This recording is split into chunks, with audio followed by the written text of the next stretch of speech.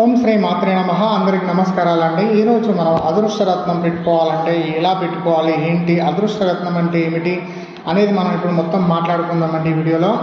అయితే అదృష్టరత్నం ఉన్నప్పుడు జాతక చక్రం ఉన్న వాళ్ళు ఒకసారి మీ జాతకాన్ని పరిశీలించుకోండి. దశ ఏం నడుస్తుంది, ఏ దశ నడుస్తుంది, అంతర్దశ ఏమిటి అది తెలుసుకోండి. రెండోది ఏంటంటే మీకు శుభగ్రహాలు ఏంటి, పాపగ్రహాలు ఏంటి అది తెలుసుకోండి. మళ్ళీ ఇంకొకటి ఏంటంటే మీ జన్మరాశి ఏంది, మీ నామరాశి ఏంది అది తెలుసుకోండి. మీ జాతక చక్రంలో 12 స్థానాలు ఉంటాయి.